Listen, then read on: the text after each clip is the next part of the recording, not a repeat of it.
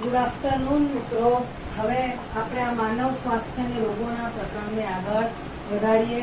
આપણો આજનો ટોપિક છે કેન્સર.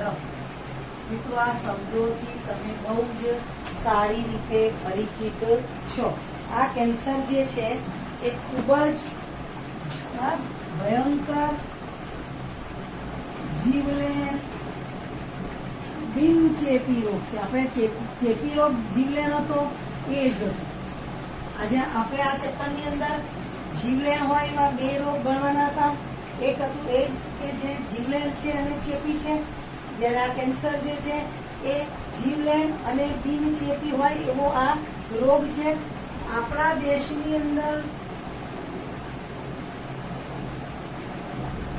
મિલિયન લોકો, આ તો અંદાજ છે, મિલિયનથી પણ વધુ લોકો કેન્સરથી પીડાય છે અને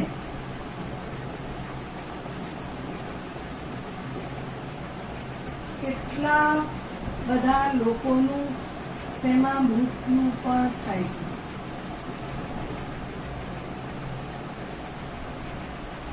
મિત્રો, આ કેન્સર વિશે બહુ સારી રીતે હું અનુભવી છું. કેન્સરની બાબતની નાની નાની અને ખૂબ જ મહત્વની બાબતોથી હું વાકેફ છું અને કેન્સરના પેશન્ટ જે છે એના હું સંપર્કમાં છું. કેન્સર વિશેની માહિતી મારી પાસે પુષ્કળ છે, પણ અત્યારે આપણી પાસે મર્યાદિત કે ભાઈ કેન્સરના દર્દીઓ બહુ મોટી પ્રમાણમાં હોય છે અને બહુ મોટી સંખ્યામાં કેન્સરવાળાના મૃત્યુ થાય. મિત્રો, કેન્સર જેટલું ઝડપથી જો એની નિદાન થઈ જાય તો એને આગળ વધતું અટકાવી શકાય છે. કેન્સર મટાડી તો શકાતું જ નથી. કેન્સર જે છે એને આગળ વધતું અટકાવી શકાય છે, પણ એ કેન્સર ક્યારેય પણ મટાડી શકાતું નથી. એટલે આ કેન્સર જે છે એની અંદર આપણા દેશમાં આપણા મેડિકલ સાયન્સ સામે શું ચેલેન્જ છે? બરાબર છે. તો કે ભાઈ કેન્સર જે છે એનું નિદાન, આ કેન્સર જે છે એનું સારવાર, એનું નિયંત્રણ, બરાબર છે. હવે સામાન્ય કોષોનું કેન્સર કોષોમાં રૂપાંતરિત થવું, કેન્સરનું નિદાન, આ કેન્સર જે છે એની સારવાર, આ મેડિકલ સાયન્સ સામે એક બહુ મોટી સમસ્યા છે. આ આપણા મેડિકલ સાયન્સ જે છે એની સામે એક બહુ મોટો સંશોધનનો વિષય છે. અત્યારે ઘણા બધા ડોક્ટરો આ કેન્સર ઉપર રિસર્ચ કરી રહ્યા છે. એટલે સામાન્ય કોષોનું કેન્સર કોષોમાં રૂપાંતરિત થવું, વૈજ્ઞાનિકો શોધી રહ્યા છે કે શા માટે આવું થઈ રહ્યું છે કે સામાન્ય કોષો જે છે એ કેન્સર કોષોમાં રૂપાંતરિત થાય. સામાન્ય કોષોનું કેન્સર કોષોમાં રૂપાંતરિત થવું, કેન્સરનું નિદાન, કેન્સરની સારવાર, આ બધું જ અત્યારે આપણા મેડિકલ સાયન્સ સામેની એક મોટી ચેલેન્જ છે. હવે આપણે 11મા ધોરણમાં 10મું ચેપ્ટર યાદ કરો મિત્રો, કોષ વિભાજન વાળું ચેપ્ટર છે આપણું. કોષ ચક્ર છે, કોષ વિભાજન છે, એ આપણે ભણ્યા છીએ. આપણા શરીરની અંદર કોષનું વિભાજન નિયમિત રીતે, તાલબદ્ધ રીતે સતત ચાલતું રહેતું જોવા મળે છે. બરાબર. આપણા શરીરની અંદર કોષ વિભાજનની ક્રિયા નિયંત્રિત દરે ચાલે, એટલે કોષ વિભાજન થાય તો જ કોષની વૃદ્ધિ થાય. કોષીય વૃદ્ધિ અને કોષીય વિભેદીકરણ જે છે એક ચોક્કસ રીતે ચાલતું જોવા મળે. એક ચોક્કસ અંકુશ નીચે ચાલતી આ પ્રક્રિયા છે, એક ચોક્કસ રિધમથી ચાલતી પ્રક્રિયા. આપણા શરીરમાં કોષીય વૃદ્ધિ અને તેનું વિભેદન એક ચોક્કસ દરે ચાલતી પ્રક્રિયા છે, એક ચોક્કસ રિધમને અનુસરે છે. પણ જ્યારે આપણે મિત્રો 11માં ભણ્યા છીએ કે આપણા શરીરની અંદર એક કોષ વિભાજન પામી એમાંથી 2 કોષ બનતા 24 કલાકનો સમય લાગે છે. આપણા કોષ ચક્રનો સમયગાળો 24 કલાકનો છે. બરાબર. આ થોડું ચોપડીની બહાર છે, પણ આ તમને યાદ કરાવવું જરૂરી છે કે ભાઈ એક કોષ વિભાજન પામી 2 કોષ બને ત્યાં 24 કલાક થાય. પણ જ્યારે આ કોષ વિભાજનની ક્રિયા નિરંકુશ બની જાય, જ્યારે કોષ વિભાજનની ક્રિયા નિરંકુશ બની જાય એટલે એક કોષ વિભાજન પામી 24 કલાકે 2 કોષ થાય, એની જગ્યાએ 24 કલાકની અંદર એક કોષ વિભાજન પામી અને અસંખ્ય કોષો બનાવી. તો સમજો કે ભાઈ 10 ની 14 ઘાત જેટલા કોષો આપણા શરીરમાં હોય છે. તો આ 10⁻14 જેટલા કોષોને સમાવવાની આપણા શરીરમાં ક્ષમતા છે. પણ પછી બહુ જ વધુ ઝડપી દરે જો કોષો વિભાજન પામે તો ક્યાં જાય? તો આપણા શરીરની સપાટીથી બહારની તરફ ઉપસી આવે ને એને કહેવાય છે ગાંઠ. એટલે આપણું જયારે કેન્સરની વ્યાખ્યા શું? નિરંકુશ કોષ વિભાજનને કેન્સર કહેવાય. Uncontrolled cell division is known as the cancer. બરાબર છે? અનિયંત્રિત કોષ વિભાજનની પ્રક્રિયાને જ કેન્સરના નામે ઓળખવામાં આવે. એટલે કેન્સર ક્યારે થાય? કે આપણા શરીરમાં કોષ વિભાજનની પ્રક્રિયા જ્યારે નિરંકુશ બની જાય છે. આ નિરંકુશ બનેલી કોષ વિભાજનની પ્રક્રિયા જે છે એ સામાન્ય રીતે સામાન્ય કોષો કરતા ઝડપથી ને અનિયંત્રિત રીતે થતી જોવા મળતી હોય છે. પણ બરાબર સમજો, આપણા શરીરની અંદર જ્યારે વિભાજન પામતા કોષો કોઈ અન્ય કોષોના સંપર્કમાં આવે છે ત્યારે બરાબર સામાન્ય કોષો જે છે એના સંપર્કમાં આવે તો તેમની અનિયંત્રિત વૃદ્ધિ અવરોધાતી જોવા મળે. આપણા શરીરની અંદર બરાબર સંપર્ક નિષેધ, બરાબર સમજો, એક પ્રશ્ન પૂછાઈ શકે કે ભાઈ સંપર્ક નિષેધ એટલે શું? બરાબર, જ્યારે કોષ જે છે એ વિભાજન પામતો હોય છે ત્યારે બરાબર સામાન્ય કોષો જે છે અન્ય કોષોના સંપર્ક સાથે હોવાને લીધે આ કોષો જે છે એ પોતે અનિયંત્રિત કોષ વિભાજનની ક્ષમતા ગુમાવે છે. આપણા શરીરના સામાન્ય કોષો અન્ય કોષોના સંપર્કમાં હોય છે અને તેથી તેમની અનિયંત્રિત વૃદ્ધિ જે છે અવરોધાય છે અને સંપર્ક નિષેધ કહેવાય છે. બરાબર, આપણા શરીરમાં સામાન્ય કોષો અન્ય કોષોના સંપર્કમાં હોય છે, અન્ય કોષોના સંપર્કમાં હોય છે, તેથી તેમની અનિયંત્રિત વિભાજનની બરાબર સામાન્ય કોષોના એ સંપર્કમાં હોય છે અને પરિણામે એમની અનિયંત્રિત વૃદ્ધિ અવરોધાય છે. એટલે વૃદ્ધિ અનિયંત્રિત થઈ શકતી નથી. બરાબર, જેને સંપર્ક નિષેધ કહેવામાં આવે છે. જેને સંપર્ક નિષેધ કહેવામાં આવે છે. આપણા શરીરના સામાન્ય કોષો એ અન્ય કોષોના સંપર્કમાં જ હોય છે અને અન્ય કોષોના સંપર્કમાં હોય એટલે અનિયંત્રિત રીતે વૃદ્ધિ પામી શકતા નથી. અને પણ જે કોષો કેન્સર કોષોમાં વિભાજન પામે છે, વિભેદન પામે છે, આવા કેન્સર કોષોમાં વિભેદન પામેલા કોષોની અંદર એ પોતે આવો સંપર્ક નિષેધ ગુમાવે છે. એટલે પોતે સ્વતંત્ર કોષ તરીકે વર્તે છે. આસપાસના કોષો સાથે સંપર્ક ઉલટાનો આવો કેન્સરયુક્ત કોષ ઝડપી વિભાજન પામવા માટે એને વધુ પ્રમાણમાં પોષક તત્વો જોઈએ. આસપાસના કોષોમાંથી પોષક તત્વો મેળવી અને આસપાસના કોષોને પોષક તત્વો વિહીન બનાવે છે. ફરી વખત કહી રહી છું કે કેન્સરયુક્ત કોષો જે છે એ આવો સંપર્ક નિષેધ ગુમાવે છે. જે કોષો કેન્સરયુક્ત કોષોમાં ફેરવાયા છે એની આ સંપર્ક નિષેધ જે છે એનો ગુણધર્મ એનો નાશ પામે તો જે અનિયંત્રિત વૃદ્ધિ પામે. જો સંપર્ક નિષેધ હોય તો આ અનિયંત્રિત વૃદ્ધિ થઈ શકતી હોતી નથી. બરાબર, એટલે સતત કોષ વિભાજન થવાને લીધે આપણે એ લખીએ કે ભાઈ કેન્સરના કોષો સંપર્ક નિષેધનો ગુણધર્મ, સંપર્ક નિષેધનો ગુણ ગુમાવે છે અને તેથી નિરંતર કોષ વિભાજન દ્વારા નિરંતર અથવા સતત કોષ વિભાજન પામી મોટી સંખ્યામાં કોષોનો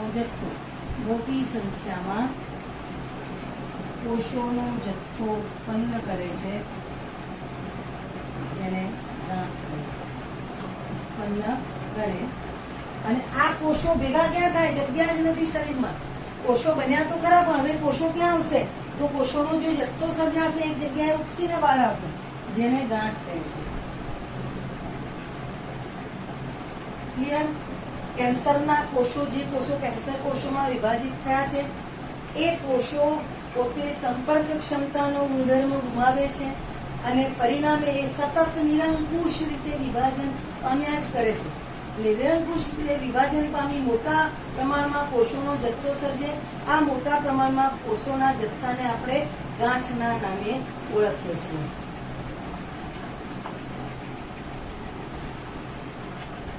કેન્સરની ગાંઠનું નિર્માણ કઈ રીતે થાય મિત્રો આપણે ભણ્યા કે ભાઈ કેન્સરયુક્ત કોષો જે છે, આ કેન્સરની એક વસ્તુ યાદ રાખજો, શરૂઆતથી કહું, આ વસ્તુ આપણે પાછળ આવવાની છે. આપણા શરીરના પ્રત્યેક કોષોની અંદર કેન્સરના જનીનો છે જ.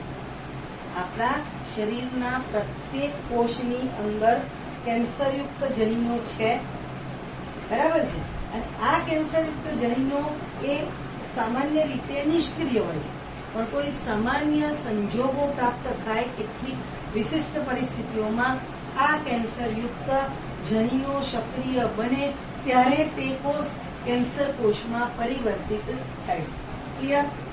શરીરના પ્રત્યેક કોષની અંદર કેન્સરના જનીનો આવેલા હોય છે, પણ સામાન્ય પરિસ્થિતિમાં આ જનીનો, જેને આપણે ઓન્કોજેનિક પ્રોટો ઓન્કોજીન, આપણા પ્રોટો ઓન્કોજીન અથવા ઓન્કોજીન તરીકે ઓળખીએ છીએ, આ જે નિષ્ક્રિય હોય છે સામાન્ય પરિસ્થિતિમાં, પણ જો કોઈ વિશિષ્ટ સંજોગો પ્રાપ્ત થાય તો આ જનીનો સક્રિય બની અને સમગ્ર કોષને કેન્સરગ્રસ્ત કોષમાં રૂપાંતરિત કરે છે.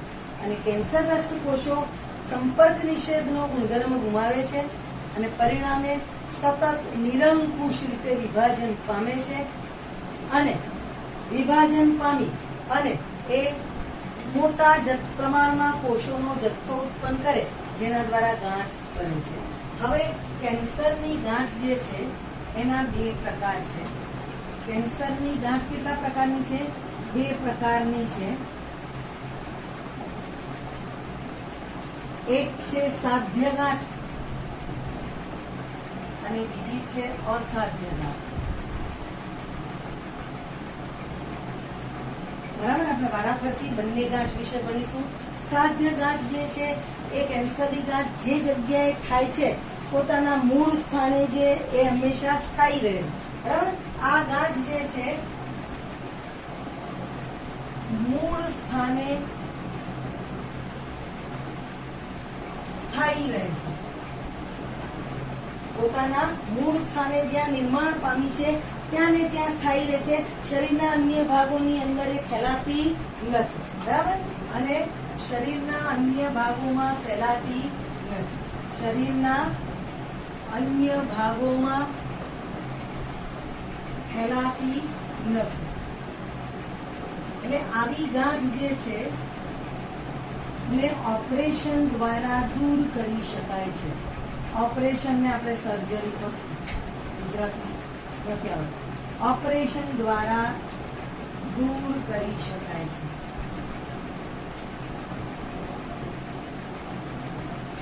આ ગાંઠને દૂર કર્યા પછી પણ એની વિકિરણની સારવારો આપવી પડતી હોય છે કે એને વિકિરણો જે છે એની સારવાર લે એટલે અંદર રહેલા ગાંઠની નીચેની બાજુ રહેલા કોષો પણ જે છે એ શું થઈ જાય? મૃત બને અને પરિણામે કેન્સર આગળ વધતું અટકે છે. ક્લિયર? આપણે કઈ ગાંઠ ભણ્યા? પહેલી સાધ્ય ગાંઠ. સાધ્ય ગાંઠ જે સ્થાને બને છે એને પોતાના મૂળ સ્થાને ત્યાં ને ત્યાં જ રહે છે. શરીરના અન્ય ભાગોમાં એ ફેલાતી નથી, એટલે ઓછી જોખમી છે. જે ભાગમાં ગાંઠ બની છે ભાગ જે છે એમાંથી ગાંઠને કે ભાગને દૂર કરી નાખો અને પછી એની અંદર એમને રેડિયેશન થેરાપી આપો તો રેડિયેશન થેરાપી દ્વારા આ ગાંઠ લઈએ છીએ તો મૂળમાં કોષો રહે છે. આ મૂળમાં રહેલા કોષો જે છે ને આ રેડિયેશન મારી નાખે છે અને પરિણામે કેન્સર આગળ વધતું અટકે છે. પરંતુ અસાધ્ય ગાંઠ જે છે, આ કેન્સરની અસાધ્ય ગાંઠ જે છે એ પ્રસર્જિત ફેલાતા પ્રસર્જિત કોષોની બનેલી છે. કેવા? પ્રસર્જિત કોષોની બનેલી છે. અને કેન્સરયુક્ત કોષોનો નિયોપ્લાસ્ટિક કોષ કહેવાય. શું કહેવાય? નિયોપ્લાસ્ટિક કોષ તરીકે ઓળખવામાં આવે છે. એટલે એને આપણે જે સામાન્ય રીતે કોષોનો સમૂહ કહેવાય છે. બરાબર, પ્રસર્જિત કોષો જે છે એના સમૂહનો બનેલી, પ્રસર્જિત કોષોનો સમૂહ એવું કહેવાય એને. બરાબર, જેને નિયોપ્લાસ્ટિક કોષો, બરાબર, કે કોષોના સમૂહ તરીકે ઓળખવામાં આવે છે.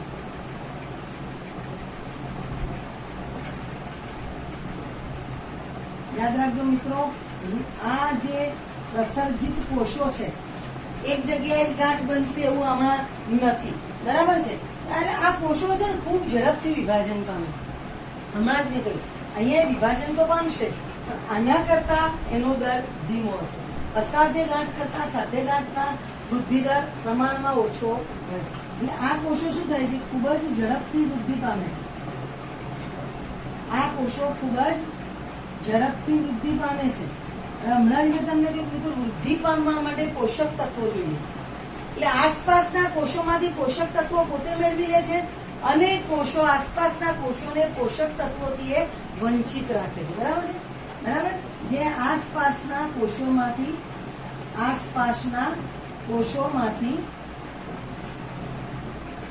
પોષક તત્વો મેળવી લે છે અને આ કોષોને પોષક તત્વોથી વંચિત બનાવે. આ કોષોને પોષક તત્વોથી વંચિત રાખે.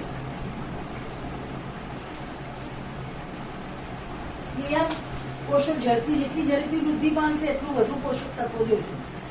તો ક્યાંથી મેળવશે પોષક તત્વો? આજુબાજુના કોષોમાંથી મેળવી લેશે અને પછી આ જે પોષક તત્વો જે છે એ પોતે લઈ લેશે. આજુબાજુના કોષોને પોષણ મળતું બંધ થઈ જશે. હવે આ કોષો જે છે એ સ્થાયી રહેતા નથી.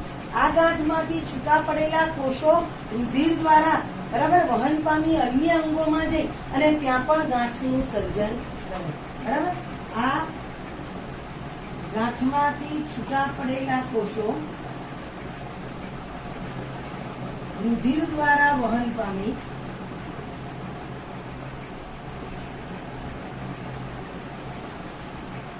અન્ય અંગોમાં જઈ ત્યાં પણ ગાંઠનું નિર્માણ કરે. આને રોગ વ્યાપ્તિ કહેવાય. શું કહેવાય? કેન્સરના કોષો એક જગ્યાએથી બીજી જગ્યાએ પ્રસરણ પામે એને રોગ વ્યાપ્તિ કહેવાય. શું કહેવાય? રોગ. કેન્સરયુક્ત કોષોની શરીરમાં પ્રસરવાની ક્રિયાને રોગ વ્યાપ્તિ. હું અહીંયા ખાલી આની સાથે રિલેટેડ ટોપિક નથી. I am just giving the definition of metastasis. It is called metastasis in English.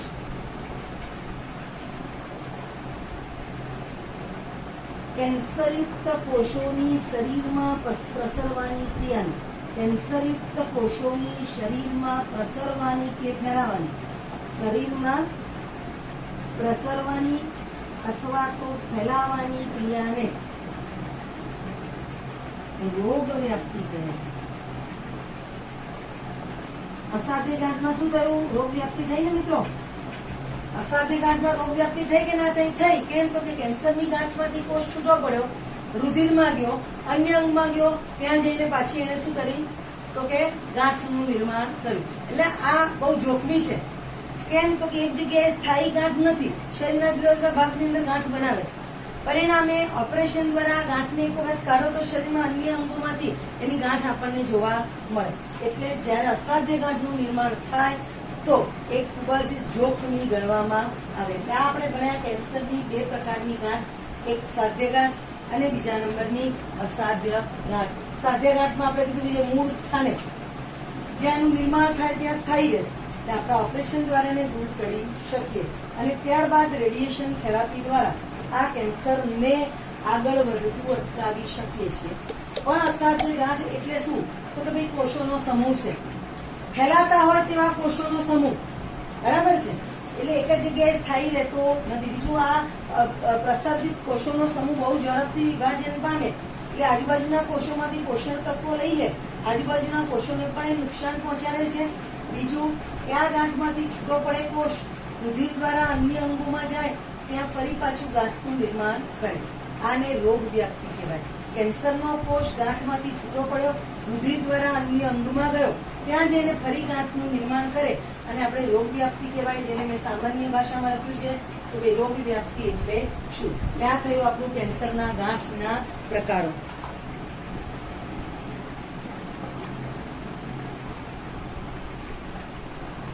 હવે આપણો આગળનો ટોપિક છે કેન્સર થવાના કારણો. કેન્સર થવાના કારણો કે ભાઈ આપણને કેન્સર કઈ રીતે થઈ શકે છે. પહેલા સામાન્ય કોષો જે છે એને કેન્સરયુક્ત કોષો જે નિયોપ્લાસ્ટિક, બરાબર, સામાન્ય કોષોને કેન્સર ગ્રસ્ત કોષ એટલે કે એને નિયોપ્લાસ્ટિક એટલે કેન્સર યુક્ત કોષો માટેનો શબ્દ છે. નિયોપ્લાસ્ટિક કોષમાં રૂપાંતર કરવાની ક્રિયા, કોષમાં રૂપાંતરિત કરવાની ક્રિયા રાસાયણિક, ભૌતિક કે જૈવિક કારકો દ્વારા થાય છે.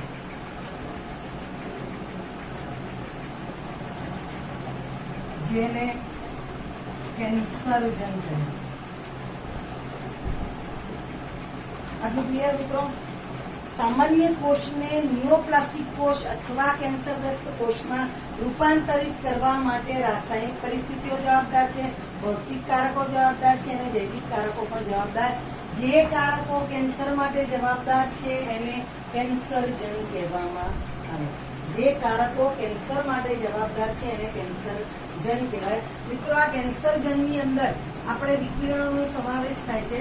બિન આયોનિક વિકિરણો,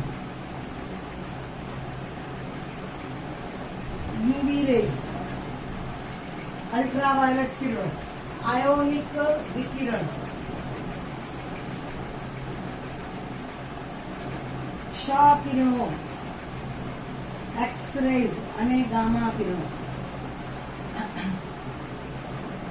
બરાબર, કેન્સર જન કયા કયા હોઈ શકે એ ભણી રહ્યા છે.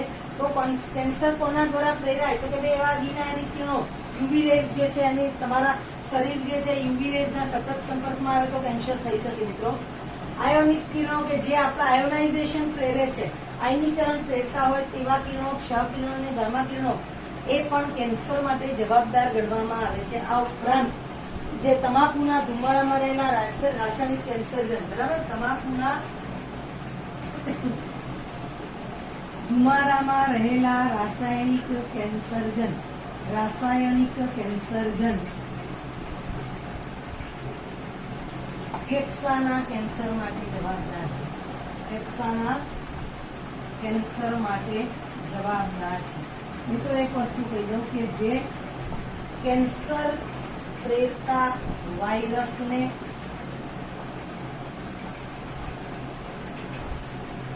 ઓન્કોજેનિક વાયરસ કહેવાય. શું કહેવાય?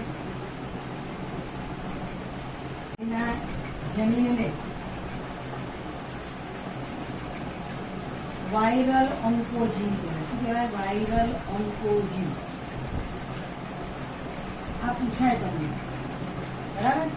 કેન્સર પ્રેરતા જે વાયરસ છે એ વાયરસને શું કહેવાય છે? Oncogenic virus. શું કહેવાય? એવા વાયરસ કે જે કેન્સર ફેલાવે છે જેને ઓન્કોજેનિક વાયરસ કહેવાય. અને આ ઓન્કોજેનિક વાયરસની અંદર આવેલા જનીનોને વાયરલ ઓન્કોજીન કહેવાય છે. એના જનીનોને વાયરલ ઓન્કોજીન એવા નામે એને ઓળખવામાં આવે. એને વાયરલ ઓન્કોજીન ના નામે ઓળખવામાં આવે છે. મિત્રો, સામાન્ય કોષોમાં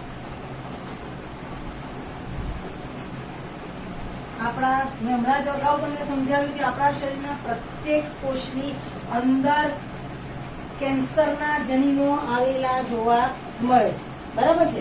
એને કોષીય ઓન્કોજીન કહેવાય. શું કહેવાય? પ્રત્યેક કોષોમાં કોષીય ઓન્કોજીન અથવા પ્રોટો ઓન્કોજીન